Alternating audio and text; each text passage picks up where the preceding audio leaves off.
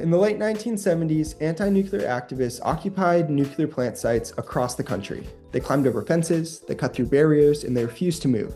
These dramatic protests demanded a halt to nuclear power, which they saw as a public health danger because of radiation and a symbol of corporate power because of how much money it costs to really build one of these plants and other reasons. So today we'll explore the radical wing of the anti-nuclear movement in the late 1970s. And though they rarely stopped the construction of individual plant sites, they slowed down the nuclear power industry, and their efforts offer us a window into a unique time of democratic community organizing. So my name is Aiden. I'm an intern for Cleovis. There's a lot here, so I'm going to try and fly through some of the basics pretty quick, and then you can check out this timeline if you are curious at the end of it. All right, so nuclear power began after World War II. President Eisenhower was like, we should take this nuclear technology and turn it into a civilian benefit. So that is what he did. In California, one of the first reactors was put on the grid in 1957, but in 1959, it experienced a partial meltdown. But we wouldn't really see nuclear energy again until the 1970s as a really big, major issue. There was a lot of issues and concerns over nuclear weapons in the 1960s. But the first Earth Day happened in 1970, which sort of symbolized this environmental concern of the era. And in 1973, there was an oil embargo, and President Nixon launched Project Independence. He wanted to put nuclear plants all over the United States. But a lot of people took concern over this. So in Massachusetts, Sam Lovejoy toppled a water tower, saying he felt like he needed to take this action because of the danger that the plant posed to him. And in Germany, people occupied a site for 9 months, which was just incredible. They took over this area. They said, you will not build a plant here, and the plant was never built.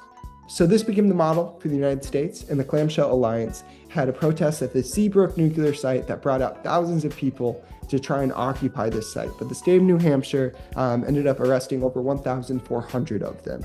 But soon, this model that was employed in New England was copied all over the United States. And this happened after the 3 Mile Island partial meltdown, which occurred in Pennsylvania. And there was this movie release that was also about a nuclear power meltdown. So there was this massive public concern that allowed for these protests all over the country to happen on nuclear plant sites, including in Texas. And so that's what happened on June 10th. There was a protest, 48 people were arrested. And soon the anti-nuclear movement spread all over the country at different nuclear plant sites after this International Days of Protest on June 10th. So there were debates over escalation, more protests in Texas, protests on the California coast that were really massive. But in 1993 in Texas, for example, the nuclear plant they protested was put online. And this was the case for a lot of the anti-nuclear movement, that the nuclear plants that they were protesting were eventually operational.